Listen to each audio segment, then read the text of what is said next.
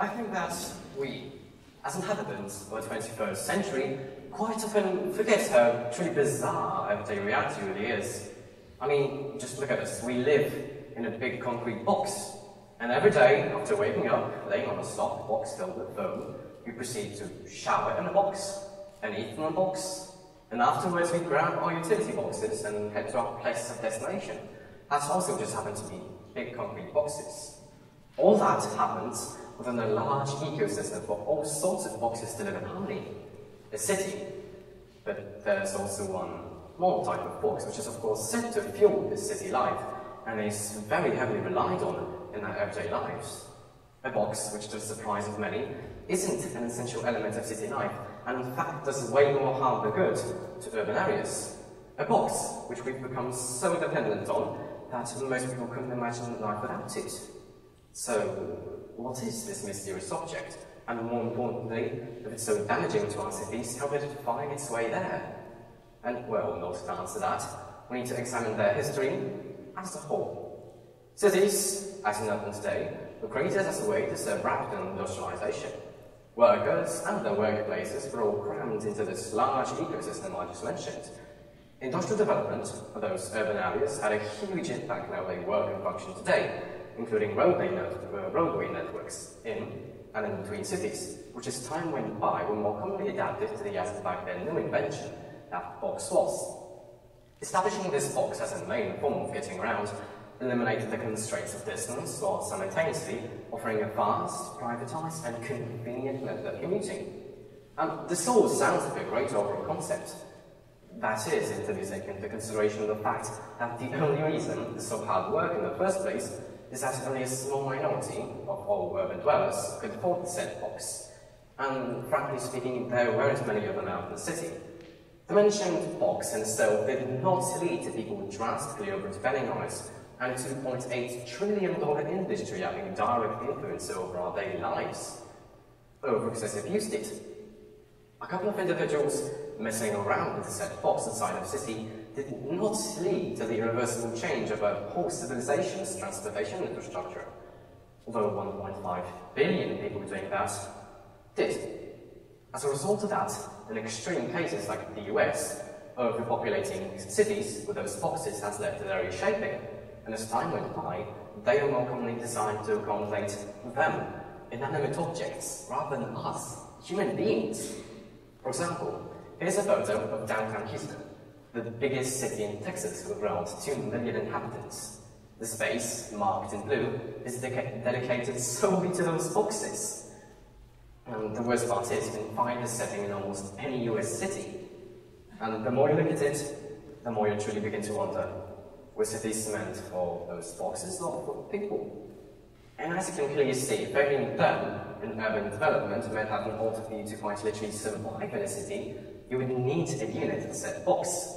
And thus, a box-dependent society is created by adapting to early industrial standards, having low taxation of vehicles, receiving large tax subsidies thanks to the industry's lobbying, and the most crucial factor that contributed to box dependency, and yet the least known one, zoning laws. Which way taught even is zoning in the first place, you might be asking? And, well, zoning is quite literally a collection of laws first established during the late industrial era that was meant to prevent the placement of neighborhoods in highly factory-included areas. And to do that, the zones split all the available land inside the city into 3 main land use types, or more commonly referred to as zones: the industrial, commercial, and residential zones. But still, how do you execute this setting inside of a city?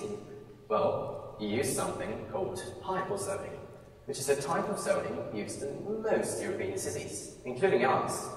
What this means is that you mix these 3 types of zones in a way which creates a dense and multi-purpose environment, where everything is easily accessible and in reach. To demonstrate how this looks in practice, is a photo of Olsztyn, with each zone marked in a different colour. And as you can see, well, this layout, it makes sense to say the least.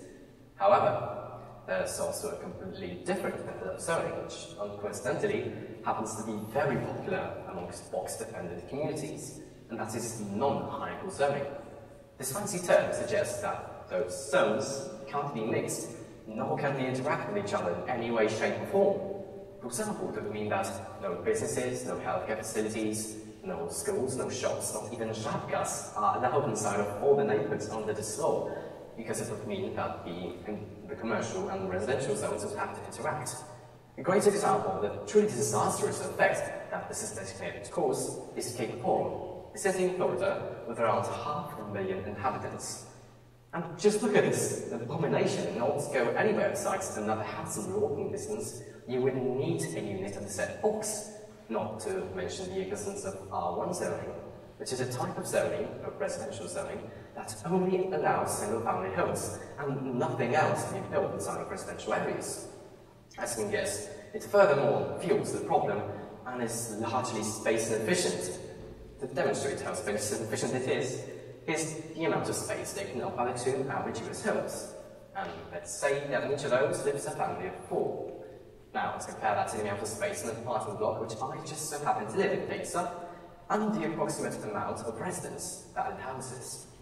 And by now we can probably predict which development type is capable of creating a dense, functional, box-free city with low real estate costs, as well as satisfied citizens who don't need to rely on a futile and inefficient object just to properly function, and which just furthermore backs this problem. Not to mention that when living in such environments, the only way of getting around in a city is utilising pre-existing road networks via a box, which also, if done on a large scale, spikes the amount of such infrastructure drastically and creates tons of congestion. Also, this planning type causes a lot more issues than just box dependency, some of which include social isolation, racial segregation, and high real estate costs. But let us leave this subject alone for now, since we still have plenty of things to cover. The drawbacks of incorporating those boxes into society are immense, not to mention the other problems that are tied to it, such as causing 1.5 million deaths per year, being the second main source of all air pollution, as well as being proud contributors to the world's noise and light pollution. Sitting vacant more than 90% of the day while simultaneously taking up precious urban space. The average box owner being flooded with expenses that come from buying, fuel and maintenance prices, as well as spending approximately a year of their lifetime stuck in box traffic, being linked to other problems such as depression, stress, obesity, and so on. And last but not least, the infrastructure of those boxes is made out of non-renewable materials which are bought directly from oil giants. And by now you can probably guess that the box in question is none other than the automobile. Shocker, right? And besides all that, don't you think that cities would be simply more appealing without it? That's not just I think this way. In a survey that I've conducted among students my age, with the main question being, what is the worst aspect of living in a city? More than half of the answers were car-related, such as smog, smelly air, no means of getting around, traffic congestion, and so on, so on. But you, as the viewer, can reflect that too. Don't pretend you like being stuck in traffic and, well, inhaling smog. And all the things I've mentioned, all the humongous disadvantages that we willingly incorporated into our cities in favour of cars, had led to a textbook paradox. An invention that was supposed to solve a series of problems actually made them more widespread than ever before. And so, the question that I raise is whether we deserve to be attached to these almost crippling settings, especially if such settings have been proven to lower the quality of life. Now, I'm guessing that by this point of the speech, most of you will have answered no. But for those who still hesitate to, let me state something. If I could bet my money on one thing in the world, it would be that cities are 101% the future. As of today, they're the birthplace of global innovation, generating around 80% of the world's GDP. 80%! Urbanization has not stopped since the industrial era, and more people are moving into cities than ever. As of now, 56% of the world's population lives in them, and that number is estimated to rise to nearly 70% in the next 30 years. All this means that making cities a better place for everybody is directly linked to our civilization's improvement. So, how do we tackle all the issues cars create? Well, first, we have to slowly start eliminating the cause of said issues. Secondly, shift towards more sustainable mobilities in a city commuting. walking, biking, using public transit, e-scooters, just to name a few. And lastly, we need to innovate. We can't forget that it's currently the 21st century. Technology is now more advanced than ever.